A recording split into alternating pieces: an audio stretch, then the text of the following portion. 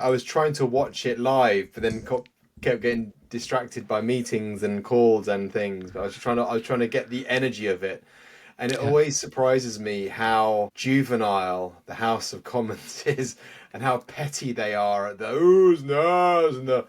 So, just let the woman speak for Pete's sake. And oh, yeah, right. It's like you wouldn't let your children behave like that. It's just the most unusual scenario, I think.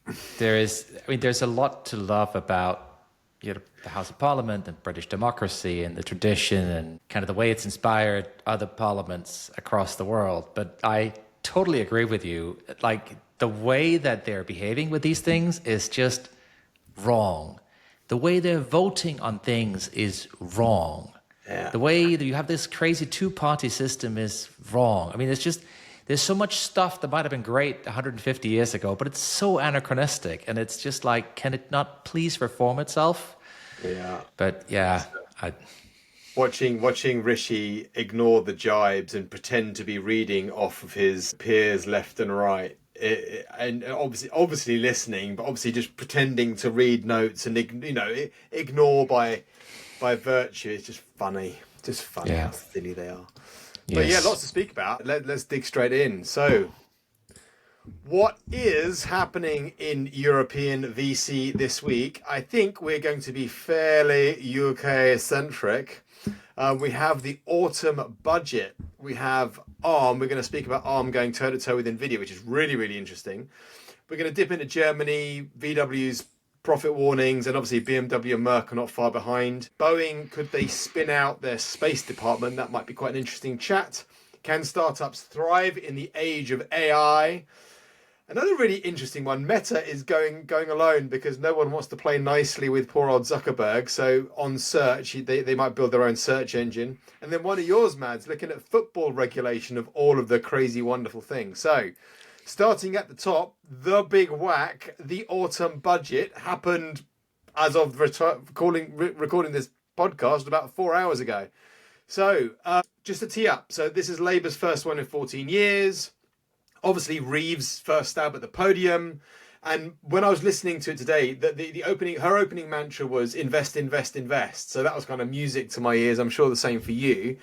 The key themes this time being increasing the minimum wage, tax changes for higher earners, no great surprise there, more support for the NHS, energy and cost of living measures for low earners, green and infrastructure initiatives, and then obviously taxes up, borrowing up effectively. Now, so many questions, so many things to discuss.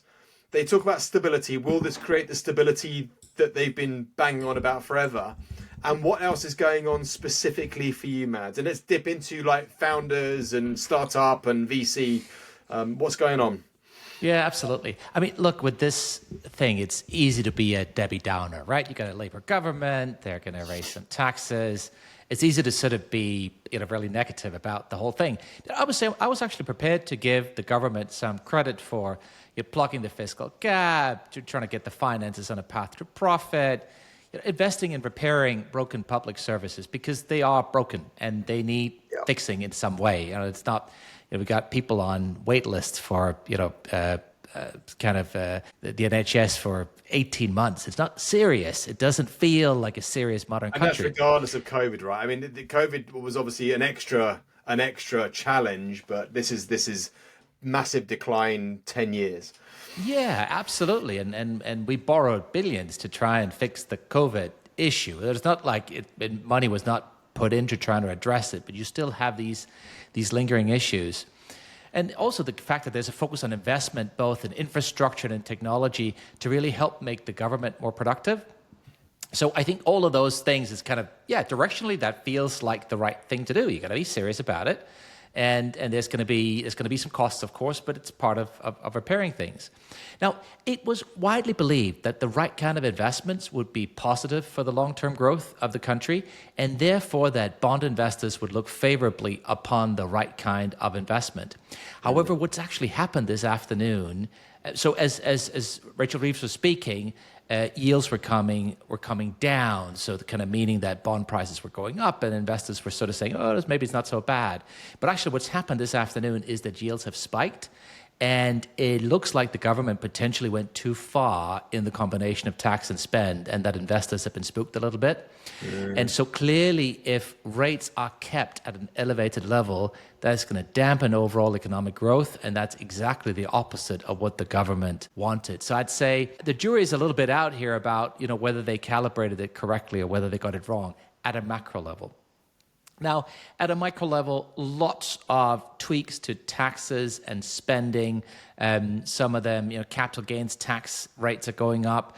Employers' national insurance is going up. Lots of things that wouldn't necessarily like. Some of it is probably necessary. As you said, if you want to repair things that are broken, you have to invest. You have to spend to do that. Are they going far enough in terms of getting efficiencies and driving efficiencies? I think that remains to be seen. I think there's probably a sense that maybe they're not going to be sufficiently ambitious in taking on the vested interest of unions in terms of driving productivity. So it's one thing to say, listen, we're going to invest in the different services, and we're going to increase pay for employees, and all that is fine. But are we going to ask for productivity increases in return? There's maybe some sense that potentially labor is too close to the unions and are not going to be serious enough about negotiating and driving those efficiency gains that are needed, just like any business would. There are some important changes around capital gains tax, which is going to impact founders selling their companies, and also on changes to the tax rates for people like us, venture capital investors. And the thing is, building a company is really hard. I don't know if you saw last week, Jensen Huang from Nvidia, he sort of came out and he said, if I realized the pain and the suffering I had to go through and how vulnerable I would be feeling on that journey, and the embarrassment and the shame and the list of all the things that go wrong, nobody in their right mind would start a business. And he said he's not sure he would start a company again if he knew everything he knows now. Yeah. And I think it's just worth thinking about. I mean, if anybody, he's made it, right? $3.5 trillion company, perhaps the most successful entrepreneur of our generation. But building a company is so hard, and it takes so long time, and it's just years of uncertainty and all this stuff. Smart. What's the phrase? It's smart enough to do it, dumb enough to try, right? Yeah, exactly. And so I think there's always been a recognition that look, it's one thing to sort of collect your paycheck, whether that's of this level or that level, but so that you get your salary every year and you pay a tax on that. There's something else to maybe wait 10 years or more before you actually make money, if you make anything at all, and therefore to some extent you pay a different tax rate. And I think that's always been an important principle. To some extent, it's the same thing we have as VC investors. We're going to be lucky if we make any money for the first 10 years of running a fund, right? Maybe it'll come, maybe not. Hopefully, if we're good at doing what we're doing, we'll make some money. But it's very, very delayed gratification. And so to sort of say, look, that should be taxed exactly the same way as salaried income just feels wrong, because you have to go through that potentially a decade or more of your life to get to something which feels very different qualitatively from I'm collecting a nice paycheck every year. But it's not mega. Capital gains was 24%, right? Yeah. But they've said that on the venture capital side, they want to increase it to level it with income tax. So that's 45. Oh, I missed that. Okay. Okay. All right. So what happened with carried interest? Well, so they've said that they are going to increase the rate first from 28 to 32, and then they're going to level it with income tax. Do you think that will shift risk appetite? I don't believe so, but what do you think? Look, there is the here and now, and then there's the long term. I think, it's been recognized for a long time how important capital and capital provision is to the economy, whether it's kind of for growth stage companies or venture capital. This was also recognized by the previous Labour government. I think the regime we've had helped make London a global center for the alternatives investment industry, for private equity, for venture capital, with all the benefits that brings with it. And, maybe people who are already here, I mean, some will leave. We know some have left because they sort of thought this was going to come. Others might choose to stay. But all else being equal, if you're sitting today in Germany or France or Italy, are you going to be more likely to move to the UK to set up a shop? Or are you going to be less likely if you know that your tax rate is It was almost a missed doubling? opportunity, wasn't it? Because I know France has just changed some of their tax implications for founders, and it feels like a little bit on the investment side and on the founder side, it feels like a little bit of a missed opportunity, perhaps, to not just make Yeah, it supremely attractive to come to London or come to the UK and set up shop and invest here and do I more think stuff here. that's right. I think that's right. I think the UK is the best. London is the best when all the best and brightest come here to set up. And Yeah. that's what we should be catering for. And that's just not what's been done. So you have, at the same time, you're abolishing the non-dom regime. There are many opinions on that. But one thing's for sure, it's helped attract a lot of people to come here. And actually, those non-doms paid a lot of tax, kind of more than 10 billion pounds a year in tax.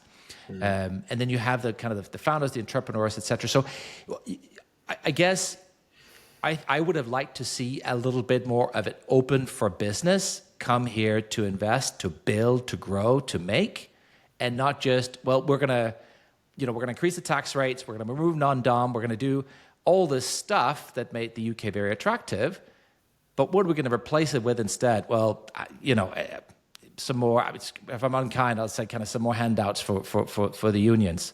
Yeah. Right? That's just not how we create a successful and wealthy UK, which is, back to your point, what they've been talking about. Everybody's talking about invest to grow.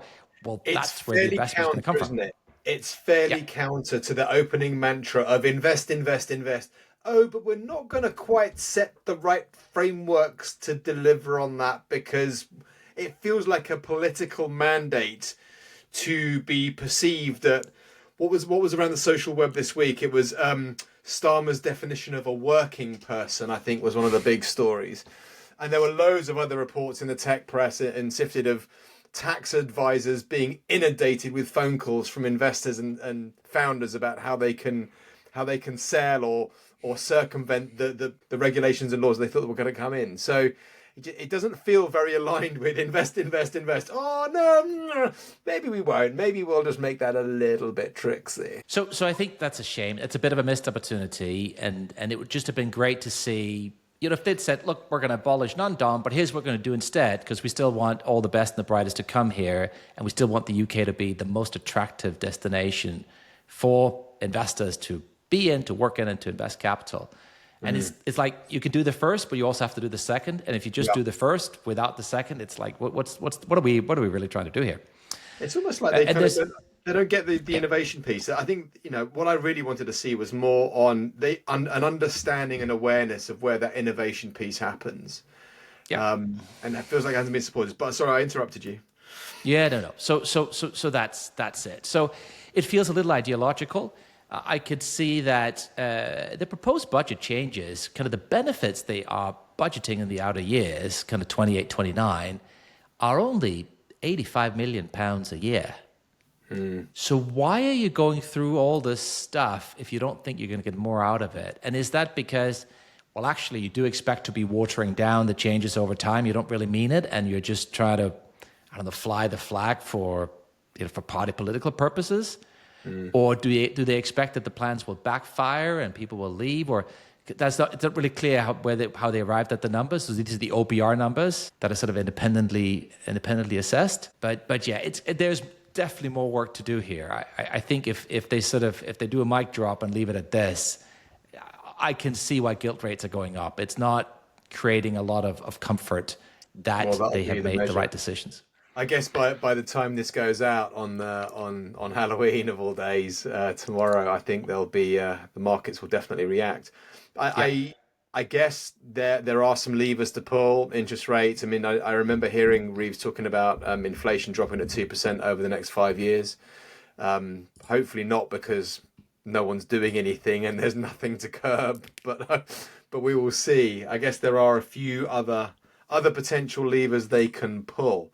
Anything else stand out on the budget? Lots to unpack. It was quite a substantial budget. I mean, they are talking about continuing to invest in R&D. That's important. Yeah. They're talking about investing in infrastructure. That's important. You'd question whether all of the money, I mean, so they're kind of talking about £20 billion a year, a lot of which will be invested via UKRI. And I guess some of that will flow to Innovate UK. There's a question about how much some of the grants that are being granted are helping and whether the government's giving grants out is the right way to invest, whether there's smarter ways. I think we've always said, look, become customers, buy technology from emerging companies. That's much more powerful than handing out grants. But well, the US have proven that use case, haven't they? The US with the IRA were very good at creating some of those dynamics. Yes, correct. Okay. Well, lots to unpack. Let's see how the next few days, how the news cycle works on this. It'll be really interesting to see. Next is another biggie. So ARM is possibly going to go toe-to-toe with Nvidia, and ARM, the chip designer who don't make things, it looks like their key investor SoftBank is potentially going to push them to actually build things and get into the AI race and go toe-to-toe with Nvidia, is obviously one of their biggest partners. So up 150%. ARM is up 150% since listing 2 years ago. Market cap is now $160 billion. It's a massive UK European success. It's fabulous. This wonderfully clever licensing model they run, they might well now be playing with, as in they get $1 for every phone sold. So it's a beautiful model. So what else is on your mind with this? Because this feels like if he gets his way, if Masayoshi-san gets his way, this is going to be a big shift. A huge shift. ARM is a super interesting company for many of the reasons you mentioned. We often talk about, where are the big UK and kind of European tech companies, and this is certainly one of them, at least if you measure by market cap, and actually also influence they've had on the global tech ecosystem. So they've built this beautiful model. They're getting revenue from pretty much every single mobile phone that's sold today. They license out the chip design, and they get $1 for every chip that's put into a phone. So it's very, very nice. It's given them steady growth and positioned them in a key way. They've also built this deep, deep partnership with Nvidia. Nvidia tried to buy the company a few years ago, and that merger was blocked. But in many ways, because they're working so closely with Nvidia, and because Nvidia is putting kind of small CPUs with ARM technology in every chip they sell, so every ARM chip has GPUs on them, but also has a small CPU that is kind of the central processor that does the work that's not GPU related. And so people are tying ARM to the AI wave and saying, look, AI clearly is going to be a huge thing. ARM seems to be fundamental to this thing, this wave. Therefore, ARM has got a lot of potential. And therefore, the company is now valued at $160 billion, kind of up 150% since the IPO 2 years ago. So it's been a great investment. But the thing is, the model is under pressure because even today, only 10% of their revenue comes from the data center business and the Nvidia partnership. Now, most of it is still from mobile phones. And companies like Qualcomm has been looking at producing their own chips with their own architecture. You've got the open source architecture RISC-V, which is a little bit like ARM being Solaris, right, being Sun Microsystems, and Linux is coming charging here over the horizon. And you can just see that, in a number of years, potentially there's no business left because everything has been open sourced in your core business model. So the question is, how do you... Wasn't that chipset originally an ARM design? Wasn't there? What's the legal battle with Qualcomm? What was all that about? Do you remember?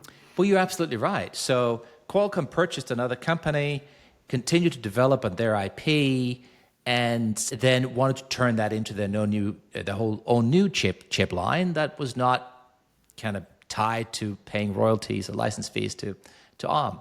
But ARM was saying, look, the company you bought had been using our architecture. They've been making derivatives of our IP, and the license clearly said that they did not have a right to do that, and therefore we're going to issue an injunction here.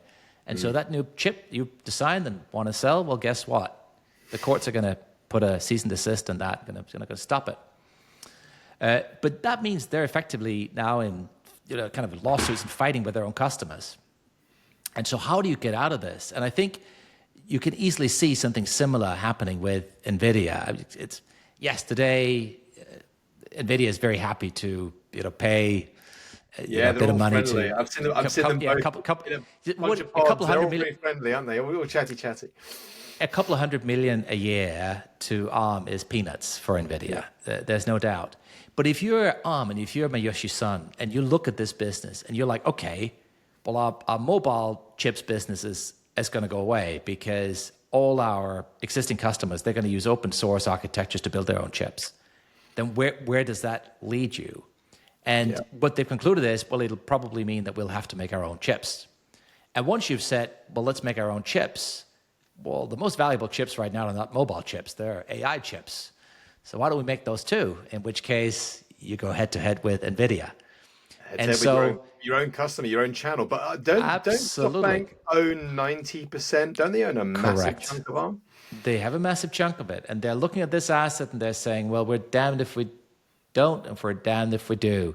But knowing SoftBank and Mayoshi Son, they're gamblers, right? Or certainly like to bet big. So lovely, elegantly nuts. I mean, I've seen him in a few. I mean, he's so big on AI. He's so bullish on AI. I can see him probably kind of plotting at how can we max this asset and get them to go toe to toe. I can imagine the boiling of the cauldron behind the scenes.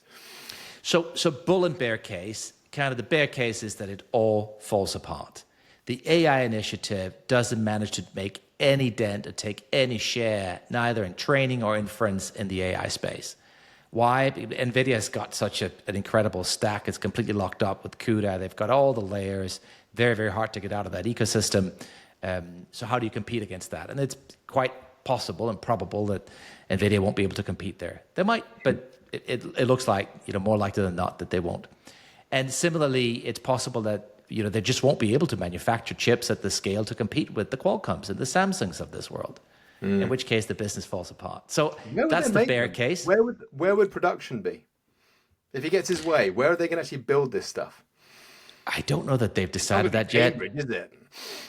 No, I don't. Listen, it depends, right? If there's a government that says, like the U.S. government said, look, let's put some sterling down here to develop the UK semiconductor industry. Why not? I mean, that becomes a negotiation, like everything. But so back to the question is what's the bull case? Well, the bull case is that it works, right? That they do manage to manufacture and to get a toehold in both the mobile chipset, where they have very energy efficient architectures, and an AI, again, where they might be better placed than NVIDIA, especially on inference, which could be the kind of the big workload, right? NVIDIA's got all the chips to train, but maybe ARM can make chips that are better at inference, kind of very low power that can be used in lots of places, including phones. So there is a bull of the bear case for sure, but extremely high risk right now, which is very interesting that there is kind of finally a European company, a UK company that is at least playing at the big table. They listed over the pond, right? Yeah, but I don't think that matters a whole lot where you're listed, does it? I mean, that's some companies are listed in multiple places, but I think what matters is where's the talent, where's the management team, where do they pay tax, right? What ecosystem are they part of? And in that sense, they're very much part of the Cambridge ecosystem. Yeah, they're just up the road. So hopefully they'll build here if they go that far.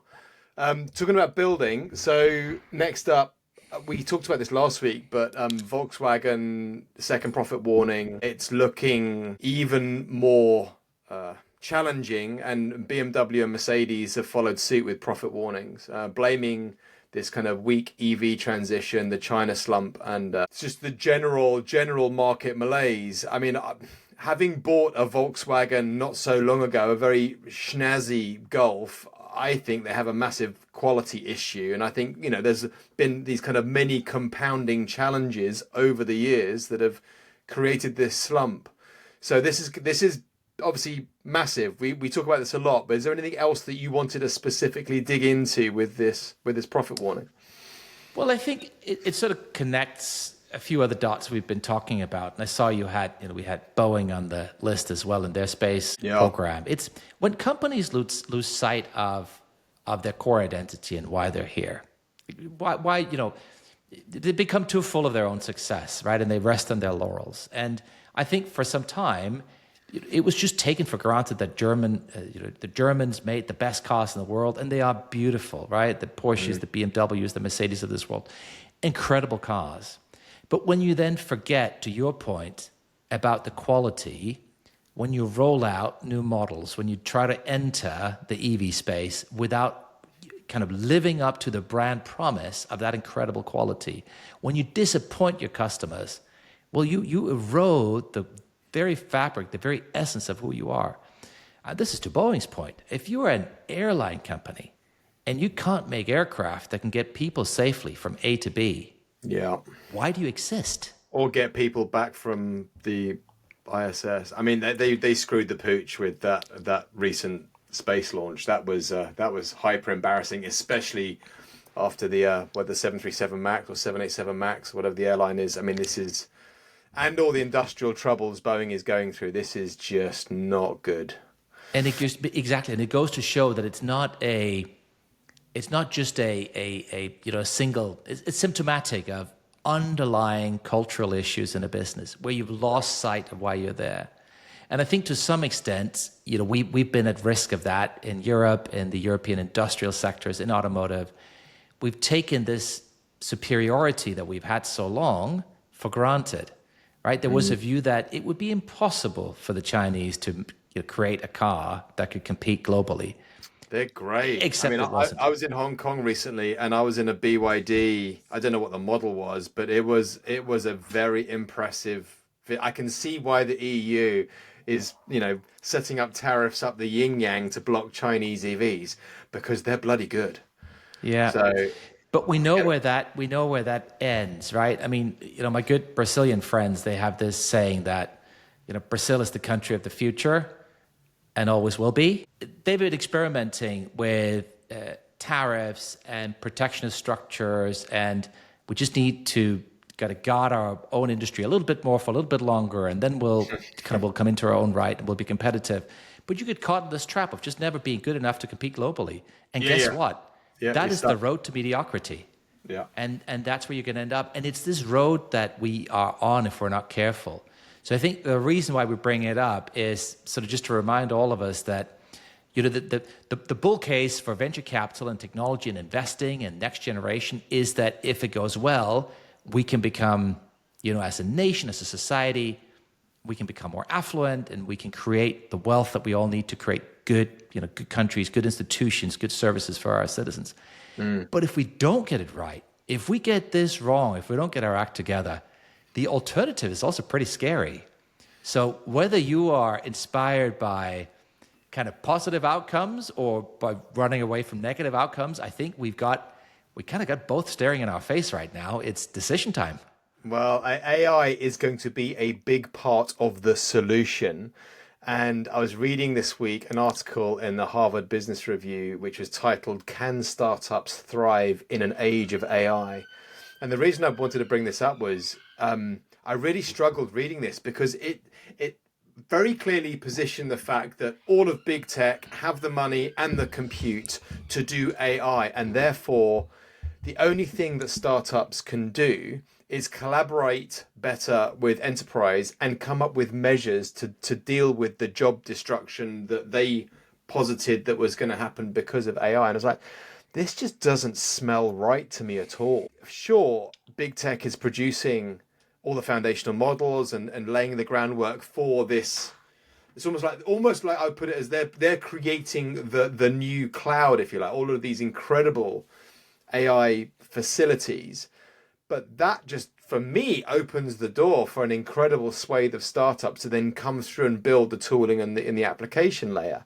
So I don't know if you had any thoughts on this, but I just found the whole article just like really upside down. It's like, big tech have got it, startups are screwed. Let's all go and make sandwiches, which just felt like absolute toff to me. Yep.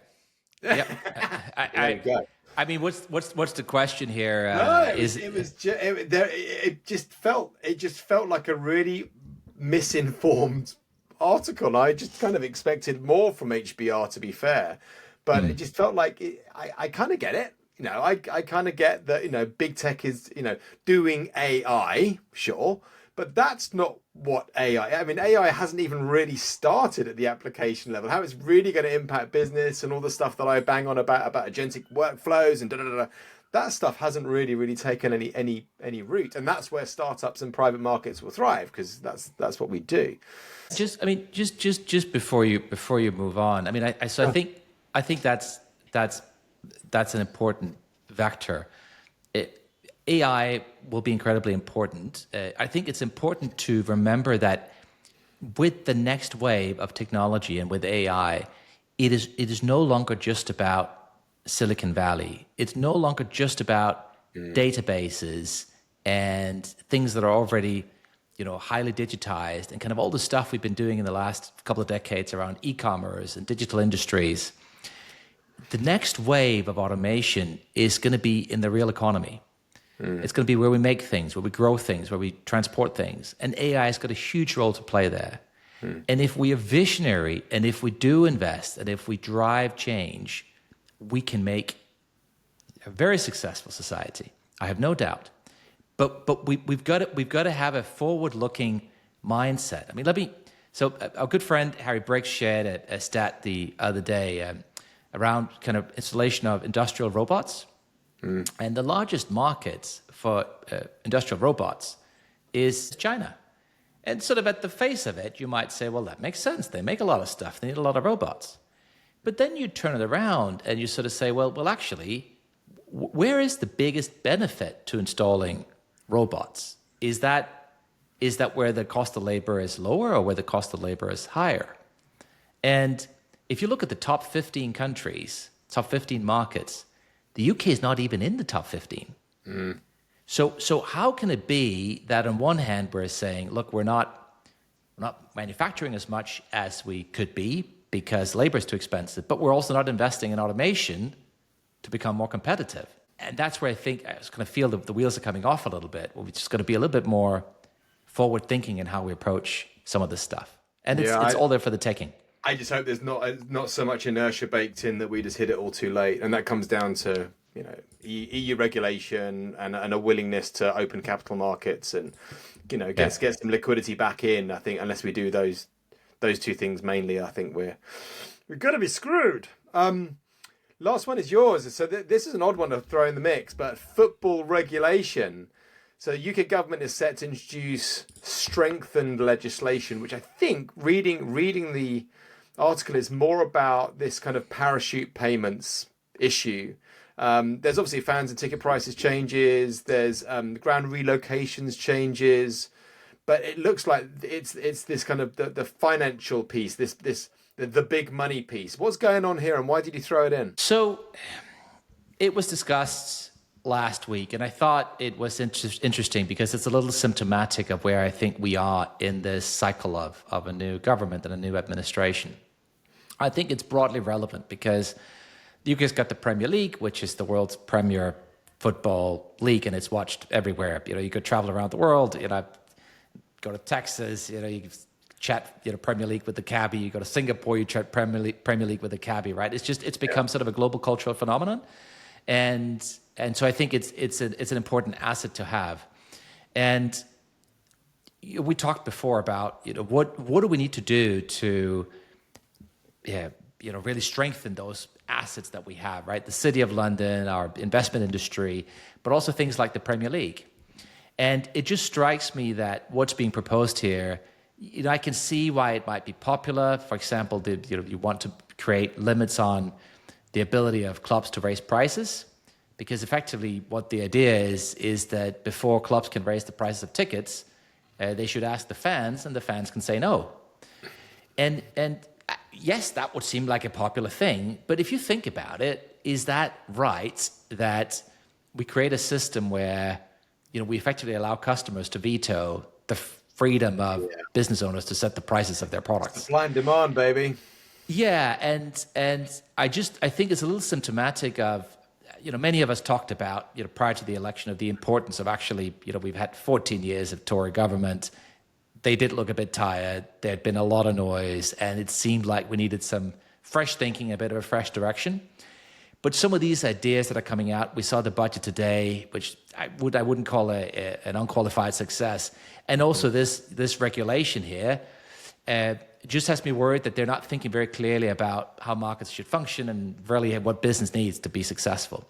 Yeah. And I think the last thing we need is to take the Premier League, which is, one of the, sublimely most, best assets we have in the UK, and subject it to some heavy-handed government regulation that will make it less competitive versus other leagues. So I think it's the wrong thing to do. And I hope these are blips as opposed to this is the approach we're going to take with everything. Because I promise you, if this is the approach they're going to take with everything, we're not going to be successful in the next few years. Feels like, this kind of invest has actually become regulate. Because last week we were talking about employment changes. We've talked a lot about the budget. Now we're looking at even football regulation.